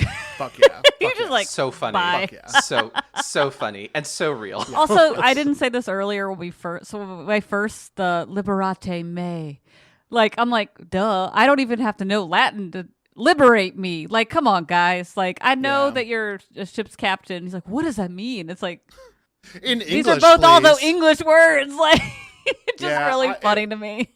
If I'm being honest, all the Latin sucks. I hate Oh, this. for sure. I hate this as a device. I would have jettisoned this. I felt right like it with- was Hellraiser-y, though. I felt like it Did was you? like a very Did you? Hellraiser, like, I mean, we have such sights to show you, basically. We get that, too, which is insane. Yeah. And the directory was like, yeah, I don't know. I don't know why that's, it seems similar. Like, I love the Blood Orgy. I'm obsessed with the Blood Orgy. I love the guy holding his eyeballs. Great fucking set piece. Looks gorgeous. Disgusting. Incredible. Perfect. Mm-hmm. I don't need to waste Jason Isaacs on being like, oh, I mistranslated Latin. I'm sorry, I'm a doctor. Just get out of here. Very silly. I know. Yeah, it is silly. I also just think it's funny, the idea that like demons in hell are like, hey, you know the church's language? We should totally borrow Yeah. You know the Catholics? It would have been cooler Love if it their was like a thing. guttural, like, Yeah. unknown language. Yeah. That would have been really neat. Infernal, Mhm. like a pull a D&D and speak their own language. Imagine if it was like French though. Oui, oui. Yes, the most demonic language. That's true. I do think though, like that scene though, when Lawrence Fishburne says that we're leaving, I think it's so funny, and I think we forget that Fishburne is actually like a really good comedic actor too. Like part of what I find so enjoyable about him in this is that he's playing someone so stoic that I know he's just having fun doing it. Because it's also not the most complex character of all time. No. None of these people are like fucking written by Shakespeare or anything. Mhm. But I think it is just kind of fun to see him be someone so tropey. And then for him to say that is just like a really neat line. And his delivery is great. And then, of course, we have the blood orgy, which literally, I was a little surprised to see like Merritt Lee mentioned that they're sodomizing. Yeah, there's people having sex on screen. It's like bleak and you'll miss it, but it is just kind of like, damn, okay, work. Yeah. I wish we could see that whole footage. Yeah. That would be awesome. Alas, Salt has eaten it. Apparently they hired porn actors to do this part. Like they hired porn actors, they hired amputees, and that was the people that they used to cast for this footage to make it like as wild as possible. Wow. I can't remember if this film was actually filmed in France. Now that I think about No, it, like, this I part just was made that joke. The but- second unit was in England. Okay, yeah, I was gonna say like I would imagine like if they filmed this in France, it wouldn't have been too hard to get people to be like, yes, of course there will be in a blood orgy. Man, this is like Tyler A doing blood accents orgy. all episode. All episode. David is looking at me I in like have never astonishment. been so happy. I am just thrilled That right was now with amazing. what's happening. You're gonna be well, bitten if to you're hell at the end, bud. I know. It's probably what I deserve. Not a Oh, bull- is the blood orgy in this room? Where is this blood orgy you speak of? Blood orgy. Wow. Apologies to all of our No. listeners and I friends. retract Tyler's apology. You live in France. You know what you signed up for. Mm-hmm. Hey, he's in Spain. He's easier Yeah, to come on down. go Come bully if you on wanted to. down. Mm-hmm. Risk traversing the Pyrenees, I think, in order to get to me. Don't even start. I don't know. What? You know what? We keep on moving on because it's time to leave. Miller has announced it. So as the search and rescue crew gets ready to leave, Weir objects strongly. Even before learning Miller doesn't intend to just abandon the horizon, he intends to vaporize her as soon as they get it to a safe distance. This has become now like a super great action movie, and I'm so happy for this added thing. It's great. But the core starts draining power again. God, this damn core. And it turns off all the lights around them, and Weir disappears into the dark, siding with the ship.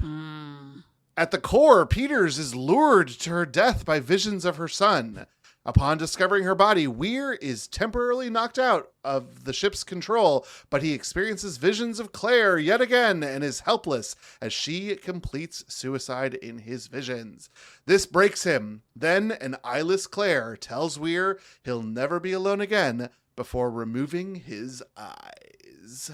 On the Lewis and Clark, Smith sees Weir leave, and Miller realizes Weir must have tampered with the ship right before it explodes, killing Smith and launching Cooper, who was outside fixing the hull, into space. Miller tries to warn DJ about Weir, but he gets there first, vivisects him, and strings up his body. So that was another part, though, I think was cut from the movie, is that DJ's greatest fear was being cut open. Like, he already had that cut, that scar down the middle, and that is actually very chilling. I get that because, like, I had never had surgery, and then a few years ago I had surgery on my stomach. I mean, my stomach was cut open. Like, I totally understand that now. Like, yeah, that's where all the so gooey chilling. parts are. Yeah. Don't go in there. You know, that was actually Jason Isaac's suggestion. He was like, why don't you get like a scar on me so that like we can infer that the ship knew that I was scared of this.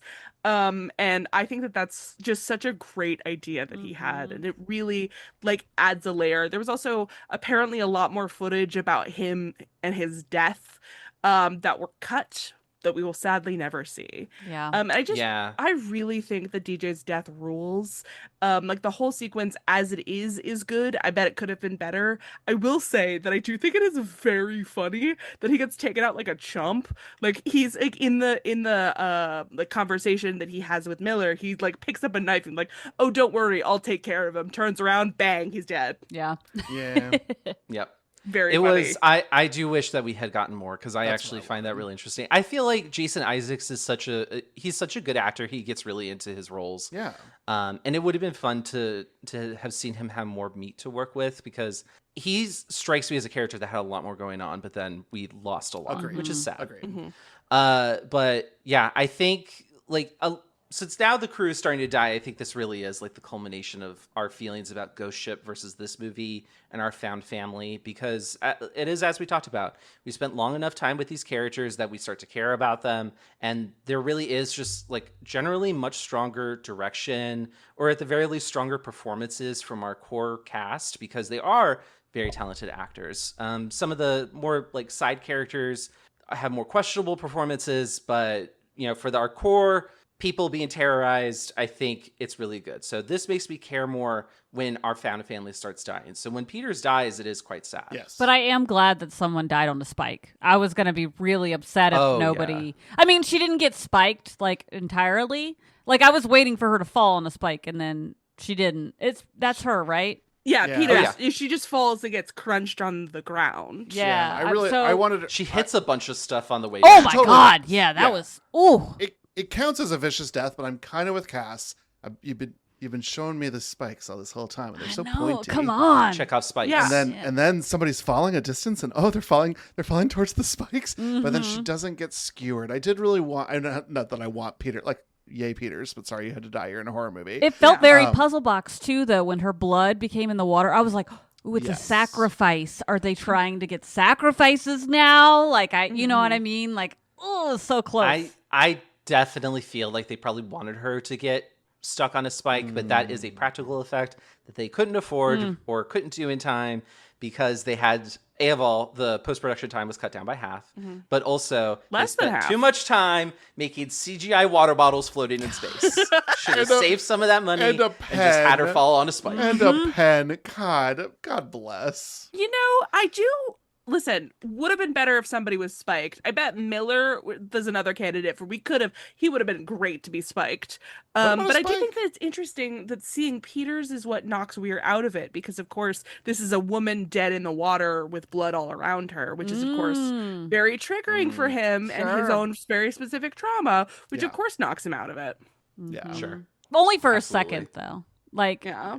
he doesn't stay, As Tyler mentioned, we're in the third act. The steadiness of this being an excellent film has sort of waned. It's still an amazing and perfect cult film, and it deserves its Yeah. place there. I But feel like I it- keep seeing moments and I'm like, ooh, cool. But then there's all this other stuff and I'm like, what is happening? Yeah. Yeah, Mm-hmm. that is very much the case. Well, it's now time to begin to wrap up our film. There's quite a bit here, so bear with us. But on the bridge, Miller finds Stark alive but unconscious before discovering Weir there too. Weir monologues aboard the captain's chair, bloody and mutilated without eyes, about how the horizon is alive now, and the dimension that the horizon went to is filled with pure evil and chaos, and how she wants to go back before he activates the gravity drive. After all, hell is just a word. The reality is so much worse. Cooper, who miraculously managed to get back to the ship, distracts Weir into shooting out the bridge window, and Weir is then pulled into the vacuum of space. Miller and Stark barely survive before reuniting with Cooper. The new plan is to blow the long walkway and use the foredeck as a life raft as was originally intended, hoping to be picked up by another search and rescue team. While Miller is setting the charges, he runs into the Burning Man, which drives him into the gravity core and cuts off his escape. Miller confronts his ghost, this Burning Man, and it transforms into Weir, scarred but alive and with new eyes. Weir shows Miller visions of his crew being tortured in hell before they fight. At the last moments before the gateway opens, Miller manages to blow the walkway, sacrificing himself and letting his remaining crew, Cooper, Stark, and Justin, survive. The movie ends with the survivors of the Lewis and Clark discovered by a search and rescue crew. Stark awakens from her slumber, only to discover that the rescuer who found her is Weir. However, this turns out to be a nightmare. Stark, hysterical, screams and cries in fear as Cooper reassures her that they're safe. Meanwhile, the door to their room aboard the remains of the Rent Horizon closes on its own. Okay. There's a lot to talk about here, but let's start at the beginning of this sequence, which is the absolutely insane villain monologue here. I mean, Neil's doing it. This is a job well done. That he looks man has- so Mhm. good. Like Oh, he yeah. looks I just love his scarred up face. Like, Yes. oh, Yeah, the effects are great. Sam Neill has never seen a scenery or a set that he has not eaten and destroyed. Mhm. He does a great job. Yes. Totally. He is channeling his appearance in Through the Mouth of Madness, or In the Mouth of Madness by John Carpenter, where he goes totally nutso, boingo, cuckoo. Yeah. And we're getting that here, and it's being delivered in spades. Then Cooper comes back. what the That man fuck, was dude? dead. There's no fucking way. Also- I like Y'all, Cooper. it's not even Cooper, like whether he's alive or dead. It's suddenly Cooper becomes a fucking stereotype. Yeah. Yeah. I don't And it's like this. really Yeah, fuck bad. that. Like it is like I enjoy the movie up to this point, and then Cooper starts doing all of these little things that black male characters are stereotyped into doing in horror movies, especially around this time period. And even a little bit earlier too, with him being like such a womanizer. Right. It's just like this is a little too much, and now it's like, okay, now we're just being But racist. also, like, so that is unfortunate. Can we just go back a second and talk about how fucking random it was that he was just spitting off into space in the first place? Like, we didn't even really figure out how the hell that happened. And then he shoots off he shoots off towards the ship, but you don't even see the ship. It just looks like he's shooting off towards Neptune. Like, I thought he was going to go touch down on Neptune and was just like, I'm living here now, y'all. Like, no, Who what was knows? happening? And then he's just talking specifically for the Audience. perspective of the Yeah. audience as So to dumb. how he's going to get back to the ship. It's so stupid. Yeah. Like y'all should have just killed him. Yeah. Like I'm sorry, But like here's the thing: is that his ultimate fate is to depressure. Well, his ultimate fate is that he survives. But the reason he comes back to the Event Horizon is he depressurizes the bridge. Mm-hmm. I could have lost. Like Cooper could have been lost in space. God, this month has infected me. He could have been lost in space and then just showed back up at the bridge. If you would have cut the whole how he got there thing, I don't need to know. It just he came back to the front and he blew a hole in it. Great, awesome. I love the sort of work for survival with the depressurized bridge. I thought that it was really well done and well acted here, and it did raise my anxiety. I also loved seeing Sam Neill eat it because it felt like a very heroic moment. I was like, oh, bitch is gone. Like, goodbye. His scars looked like again, I haven't seen any of the newer Hellraiser movies, but I have seen all the pictures of all the different Cenobites. There's a specific one called the Auditor, and his scars are almost exactly like the scars that Weir has. Yeah. You know who also has scars that look exactly like the ones that Weir has is Justin. Like, he has the exact same scars. Like, this is what explosive depressurization looks like in this world. And I thought that was a really nice touch. Yeah. You know what I didn't think was a nice touch? Misogyny. Why the hell was Stark just, like, knocked out and, like, left as bait there unconscious? He didn't fucking kill her or slice her up or anything. And, like, I like Stark. I'm glad she's our final girl. I wish they would have given us something other than just, oh, it's our damsel. She's just there. Like, it's so Conveniently annoying. unconscious. Very annoying. if they had cut out the whole thing with Cooper, that could have been time Agreed. spent towards Agreed. developing Stark. Yeah, they cut out the wrong because things. I feel like Stark is very underutilized in a role that seems very vital and important. Yeah. So that was definitely a bummer. I do think it's kind of neat that they made her have this nightmare at the very end, because it's also kind of like a bookend to the very start of the movie, and Mama, we love a bookend. But yeah, I feel like it doesn't hit quite as well just because we didn't spend that much time with her. She was mostly like a plot exposition device. Like she told Miller how the ship was doing. She told Miller what the plan was to do next. She told Miller the readings on the scanner. That's about it. And then she got damseled. Yeah. So Yeah. unfortunate. I kind of wish too that we didn't have this weird dream psych out ending at the same time, because I don't think it really adds too much more. We never got a sequel, so it's never like we could return to the Event Horizon. I don't mind there being a question mark on like, is it over? But then the movie actually says the end at the start of the end credits. Yeah. So Yeah, do you think that the fact that the door closes on its own is like a sign that the Event Horizon is still? Because I just thought it was a fancy iris out.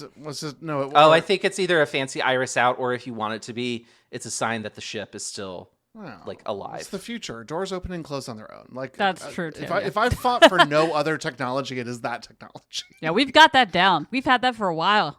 Yeah. We certainly do, but it's just kind of has me thinking like, well, they said that the whole ship is alive, so just because part of the ship is now missing doesn't mean that the rest of the ship isn't still sentient in some way. So I think it's one of those things. It's like the top spinning at the end of Inception. Sure. Either you want it to be this way or it doesn't have to be. The only thing I did like from this whole, not that I didn't like this, but it's shakier. One of the things I really did like were the fast, rapid cut visions of the crew being tortured. Yes. I did With the barbed wire and the maggots, it was a lot. Great. appreciate this. Loved this. Thought it was great. Not long enough, honestly. Could have had more. There was more, but they cut it. Yep. Yeah. It definitely seems altogether that like they kept some things they should have not kept. And they, you know what I mean? Like there are things that could have been cut and there are things that should have been re-added. Yeah. And I know we didn't have time, but the fact that you just made decisions to keep some things don't make sense. Yeah. Yeah, definitely. Well, on that note, how did we feel about Event Horizon as a whole, especially in terms of horror or queerness after our conversation? And do any of you have any other final thoughts for the episode? Cass, you're our guest. Did you have any final thoughts? I love this movie when I think about it as a Hellraiser thing, and I really want to dive into that more. And I wish we could just go all in and make it something like that. And I think a few people have, so I'm going to be looking into that. The fan edits. Please report back what you find. Yeah, Cass, I love a fan Okay. edit. I loved the Star Wars Despecialized back when, I could get Yeah. those. So, like, please, yeah, a good fan edit of this. Chef's kiss. I would love Cool. that. Well, I'd honestly take I'd take another big budget run at it. I think that this is a. Well, you're in luck, David, because Amazon is making an Event Horizon TV show. I don't like that. I've been very disappointed with Amazon's strike into that world, so that disappoints me a little bit. But I do think that this is a film that deserves, and I don't like it as a series either. I think that this is a film that deserves another chance to be made. I think it's got interesting things to say. I think it's got characters that, with a little bit more muscle, with a little bit more development, could really sing. I think that this is something that could make a very, very classic sci-fi horror to go back to. And I think the proof is in the pudding of that one, in that this is a cult favorite. And it will not leave my status as a cult favorite. I know I had some critical things to say, and that's part of our job here as podcasters. But I thought this was a lot of fun. I wish it was gayer, of course. Yes. I think putting a ship in front of Marilee and not having Marilee declare that it's gay is a criminal act. Yeah. And She's heterosexually in love with Weir, and like that's why he's like, she's the wife avatar. She wants him and him alone to be with her forever. And like, you can't. Should have been gayer. Should have been gayer. So report to the Hague for your war crimes of not making a spaceship gay. Wait, did you say war or warp crimes? Oh, shit. Yes. Warp crimes. Damn it, David! I'm teeing these up for you in the after. God, that's perfect. That was perfect. This is brilliant. No notes, Tyler. David, put it in the edit. You were once the student and now the master. Oh wow, that's quite an honor. Thank you for that. Yeah, no, I think that this movie, I think there's really good bones here, and I think there's really good like muscle and tissue as well. It's just, let's get rid of the racism. Yeah.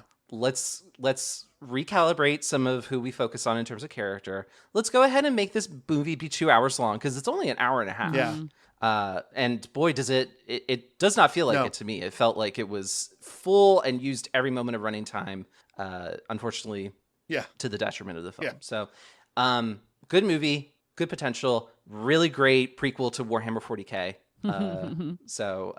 Blood for the Blood God, etc.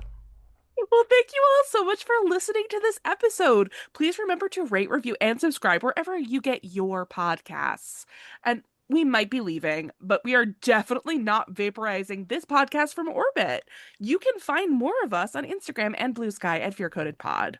And Cass, thank you so much for joining us. Where can people find you and what you're working on? So you can find me on Blue Sky and Instagram as Gonk Binary, and you can also check out Distant Echoes, our Star Wars podcast with my beloved partner Tommy. That is on Blue Sky. It's Distant Echoes Pod on Blue Sky, and then Distant Echoes SW on Instagram.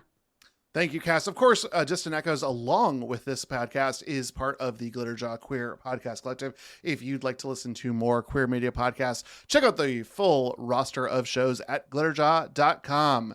And join us next time for another October spotlight on a universal monster. This time, we will be entranced to pledge our service and our hearts to the one and only Dracula. That's right. This October, or should I say Dractober, will be a month-long exploration of Dracula. And in our next episode, we're going to start that discussion with the first half of the 1897 novel by Bram Stoker. So feel free to read along with us. We will be discussing up through chapter 12 for next week's episode. But that's not all. On October 31st, we are going to again be giving you all a little treat by doing a Q&A episode. So if you have any questions you've been dying to ask, use your last breaths to email us at fearcodedpod@gmail.com or DM our podcast Blue Sky or Instagram accounts, or you can even use the commenting function on Spotify. We will answer all questions that are submitted by October 24th. So get those in now. And some other special news coming next week as well. So tune in for that one. But for now, we will simply say goodbye. Bye. Bye. Bye-bye.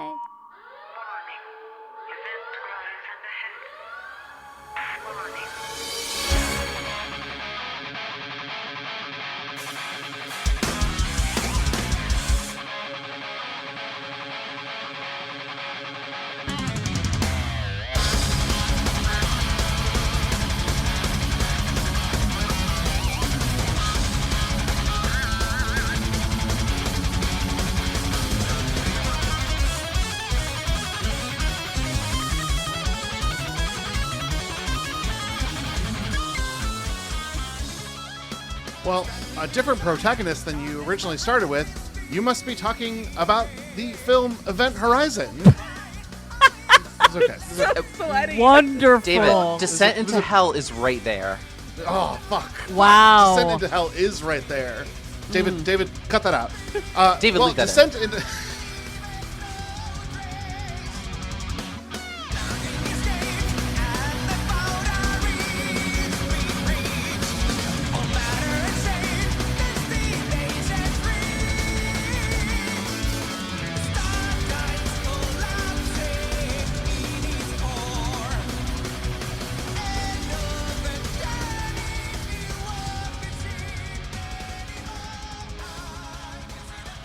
Wow.